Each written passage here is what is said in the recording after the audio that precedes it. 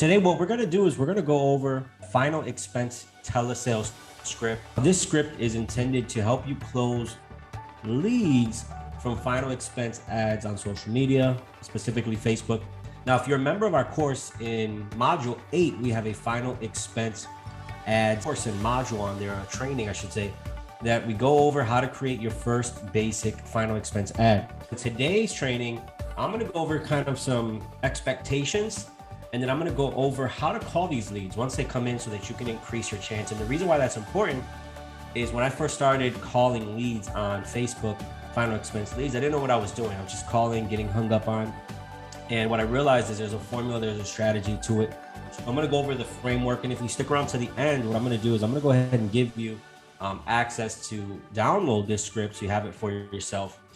The first thing I want to talk about is obviously in the course, I go over the strategy of how to create, and I show you how to create your first final expense ad. Now, when it comes to running ads, I'm going to go over some of the expectations of that. Now, the first thing is there is an adjustment period. When you first run an ad on social media, you do have to test it out and adjust it. Meaning that the first part adjustment is if you're not getting any traction or getting any leads, you want to make sure you give it 3 days, right? So 3 days, test it out. If you're not getting any leads or you're getting few leads, you want to test that out. The second thing you want to look at, and when you go into Facebook, it'll show you this, is what is your average cost per lead? Now, what's considered good? What's considered good is anything under 12 bucks. Because if you go to a final expense lead company and you go buy leads from them, they charge anywhere from 25 to 75 bucks per lead. So what you want to do is you want to beat that. I've been averaging $7 per lead, which is pretty good. So you want to make sure that you have a controllable cost per lead. And then the other thing you need to understand is that not everybody's going to turn into a sale, right? This is a numbers game. So when you generate all these leads, the whole purpose to go is to close a certain percentage of them. So for example, you'll spend in a week, sometimes maybe $150, $200 on a small budget, but you might close 1 or 2 sales. That may give you anywhere from 50 to 100 leads, and you might close 2. But as you guys know, in our industry, when you close 2 final expense sales, let's say the average sale is about $80, right? And you do the math, bring out my calculator, and you do 80 times 12, right? 80 times 12. It's 960. Let's say you're just at a 70% contract and you close 2 of those. So you just made $1,300, but you only spent $200. Now, obviously, as you get better at running ads and as you start to test them out, as you start to put more ads out there, as you start to tweak it here and there, that cost per lead is going to go down. We've seen some of my peers running ads and getting leads for $2 per lead. As you get better, that cost per lead goes down and you increase your sales. And then later today, I'm going to show you some of the scripts on how to close more people. The other thing I want to talk about, and this is the most important part of getting leads on social media, is called speed to lead. What does that mean? Speed to lead simply means that you have a higher chance of closing final expense or any type of social media leads that you get from running ads if you call them immediately. So you have to have a process, right? And this is why in the course I go over setting up your automations. What that means is in the course I go over setting up how to get your leads from Facebook to go directly to your CRM so that you get a text message on your phone saying, hey, you just got a lead. Because the faster you call that lead, you think about it, somebody's sitting at their computer filling out a form from a lead that you put out there. So they're hot, they're ready, they're interested in closing now. So what you want to do is you want to call them immediately. The longer that you take, what happens is that percentage of you or chances of you closing them drops drastically.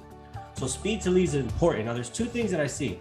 Typically people have it set up where, like I do, where they call themselves. So I wait, if I get a lead immediately, I'll call. Even if I'm out and about, I'm at the restaurant, I'm doing something, I'll say, hey, give me a second, I step aside. And I'll call them real quick, at least to set up an appointment for the future. Or as you start to grow in the industry, you can hire an appointment setter, right? Like an assistant will call for you, set up the appointments for you, or transfer them to you. So they transfer them to you immediately after the call's been filtered. That's the goal you want to get to, right? Is you want to make enough money in this industry to leverage some of the activities that take you time, energy, and money so you can focus on the big tasks and the bigger things in your business. let's get into talking about the framework of how to call people in these scripts. So the first thing is you want to put yourself in a high energy mood. You want to make sure that when you're calling, you don't sound monotone at all.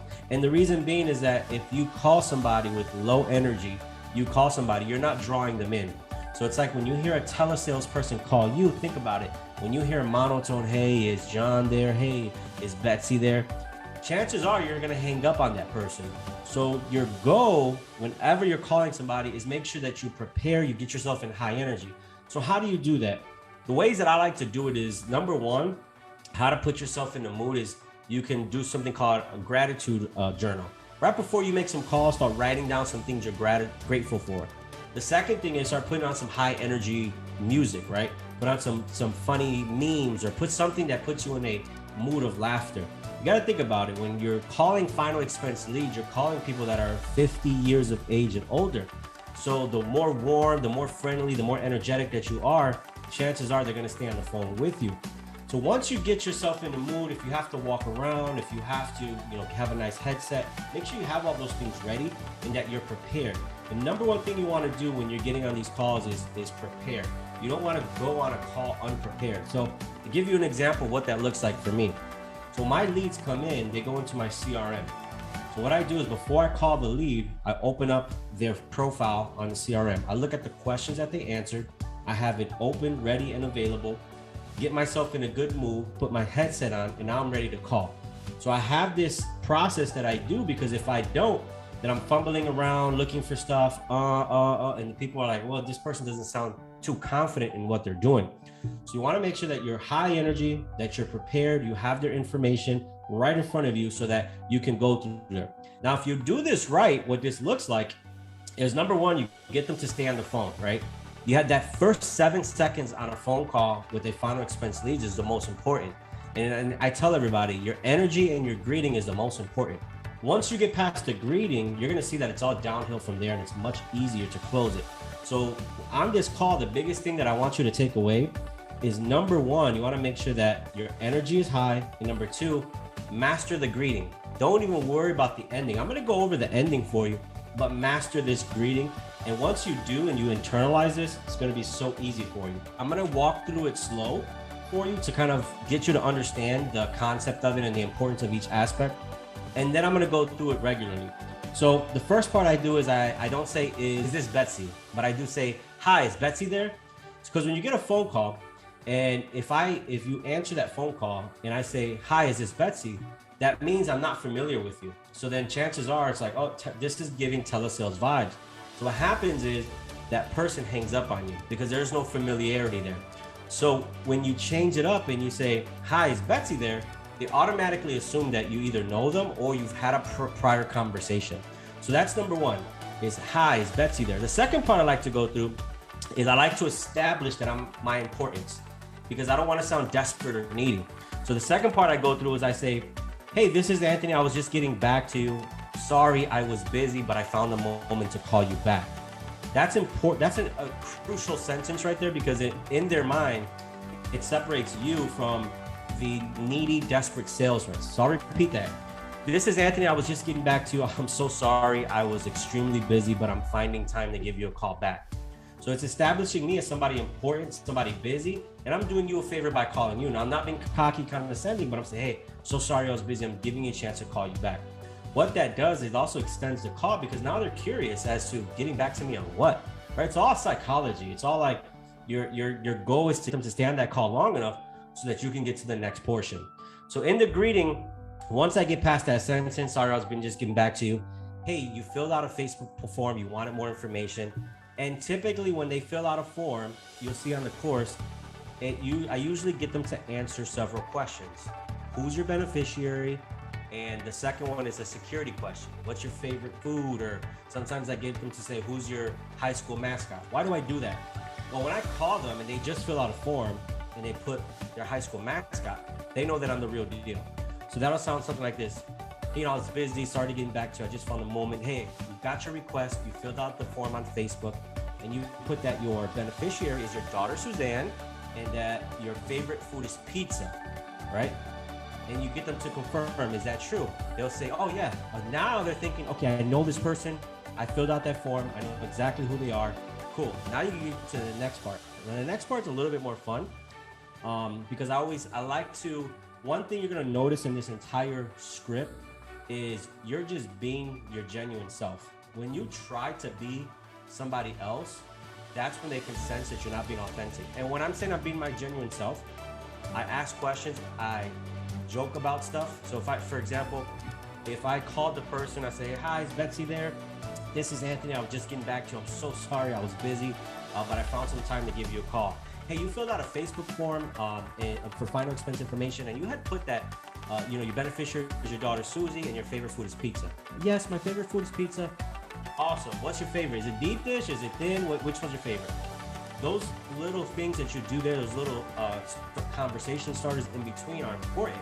Now, the second tip I want to give you with those conversation starters and just those rapport building sentences are, you don't want to make them long and drawn out, right? Because sometimes when you're talking to elderly people, they'll take the conversation elsewhere. And next thing you know, you're talking with them for 20, 30 minutes. I've been on these calls about nothing. So I bring it back. Great, awesome. I love that pizza myself. Now, I'm in underwriting. So the next part of the script is I go right back into it. So I don't try to sound robotic and just I'm asking questions, but I throw a little bit of my personality and build rapport, but then I bring it right back to the task at hand. Because if not, they go off course and they'll tell you a whole life story. And again, I've been on some of these calls.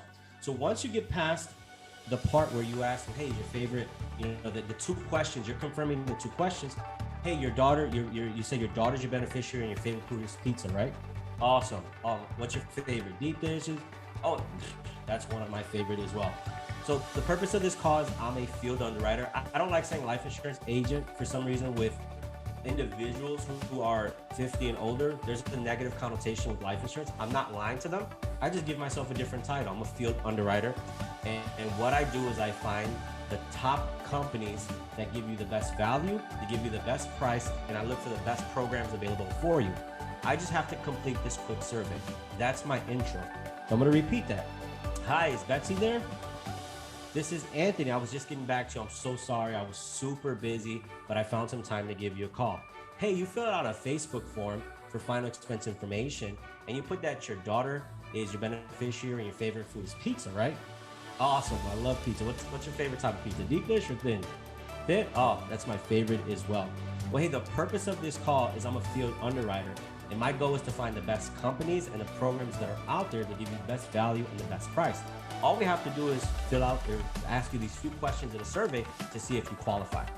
So now I'm not establishing anything, getting them to commit to anything. Because sometimes if you get them to commit to, if you use words like close, or if you use words like, we're gonna get you the best coverage right now, then they feel like they have to commit. So you're gonna bring objections.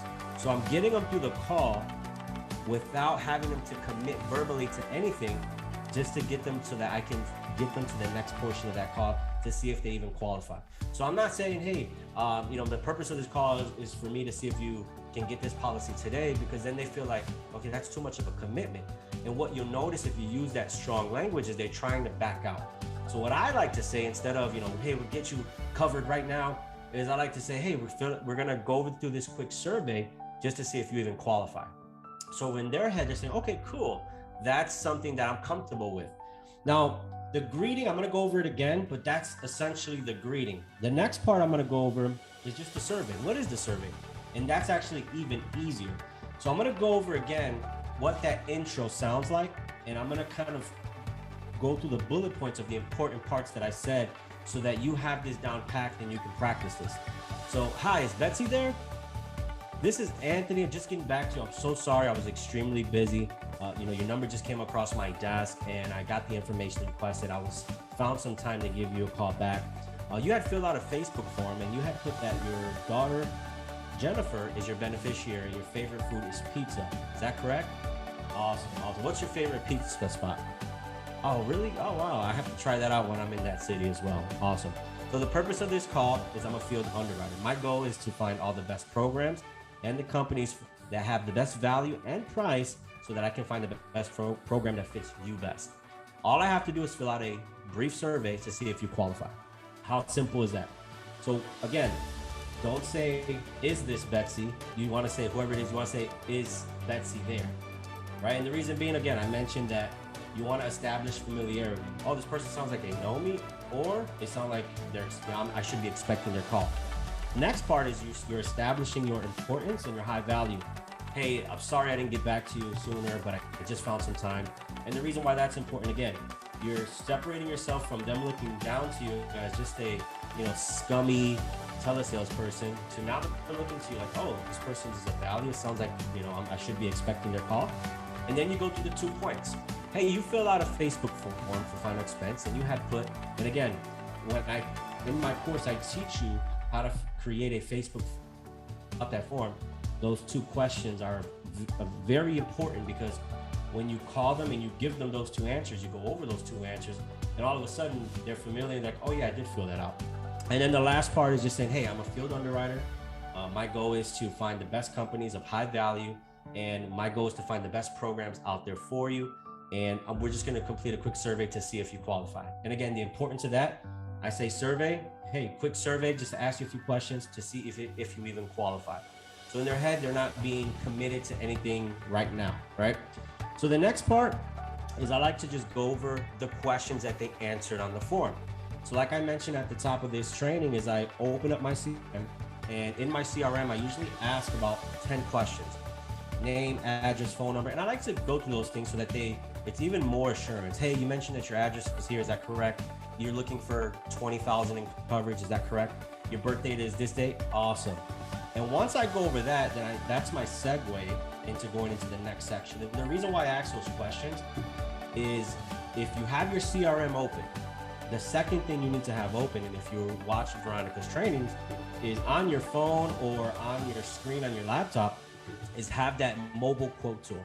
And as you're asking questions, you can get the quote ready for them, the illustration ready for them, because final expense illustrations literally take like 10 seconds. All you need to do is find out on this call, are they going to be level? Are they going to be graded? Or are they going to be declined, right? So as I segue into the survey is just the medical questions. It really is.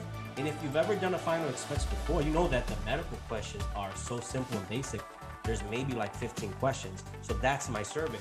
So if you look at me, what I do is I like to work with Mutual of Omaha a lot. But whoever you work with, print out the actual copy of the questionnaire, and you can ask the questions in your form. So hey, just curious, are you nursing home? Are you bedridden? Are you in any type of facility? Awesome. Do you require any type of assistance or living, anything like that? Great. Do you require a wheelchair, electric scooter, anything like that? No? Awesome.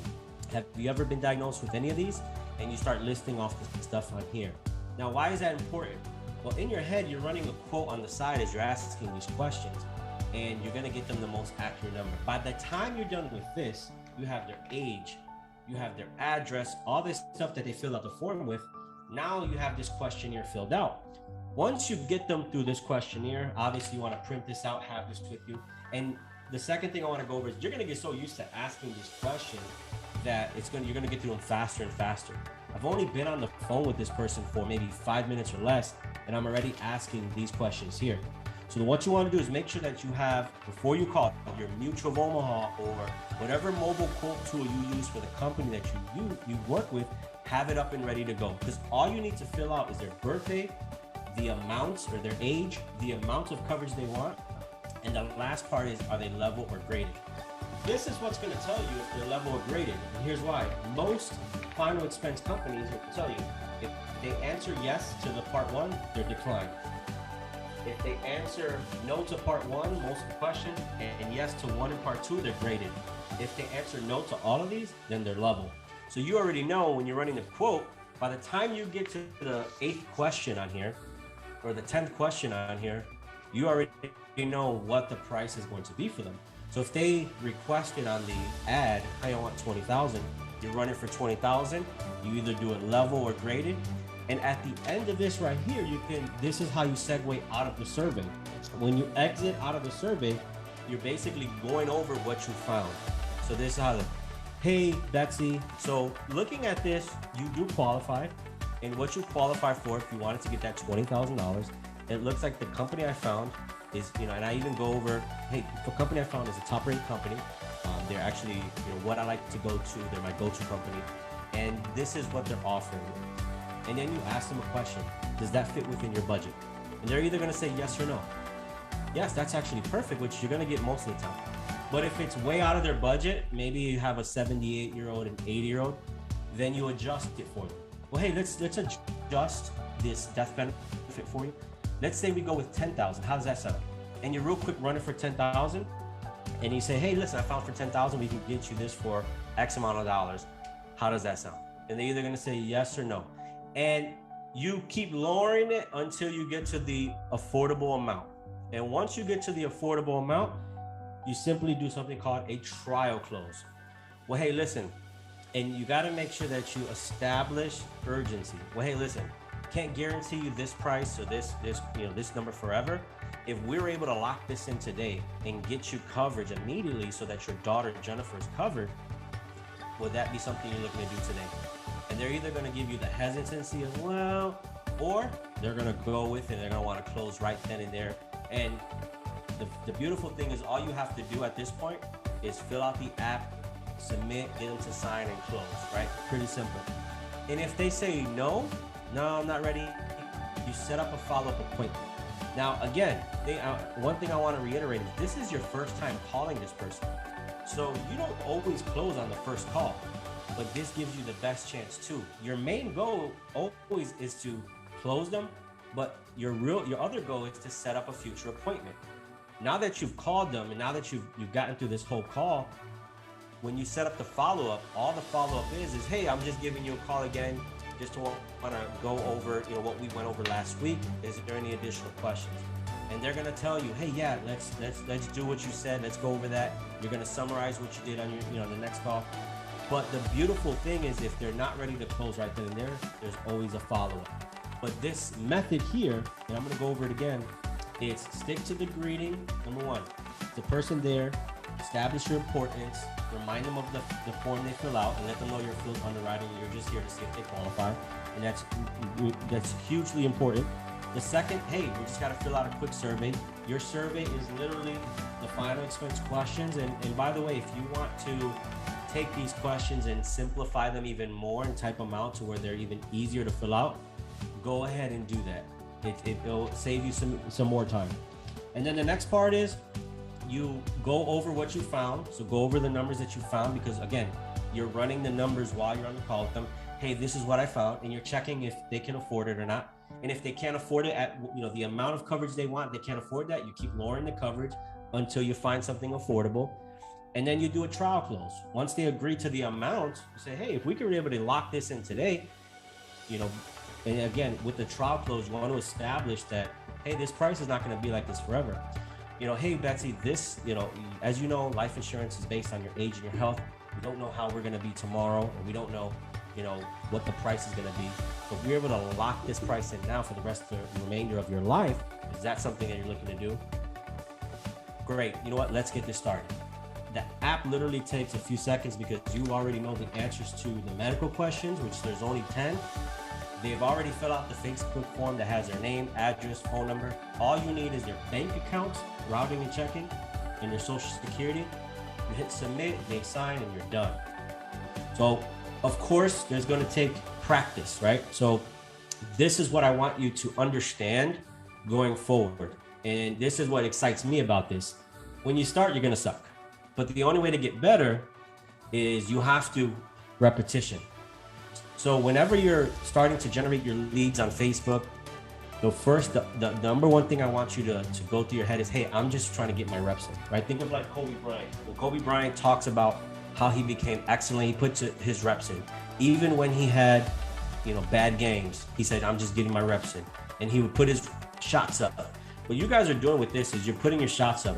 Call as many as possible. Don't be afraid. Don't worry about the result at the beginning, because there's going to get a point where you start to master this and you're going to be able to say this script in your sleep, and you're going to be able to close so many final expense Facebook leads on one call, if not the second call, and that's just money in your pocket. So hope that was helpful. I'm going to have this PDF ready for you guys. So if you guys want access to that, let me know and comment below so I can send it to you individually.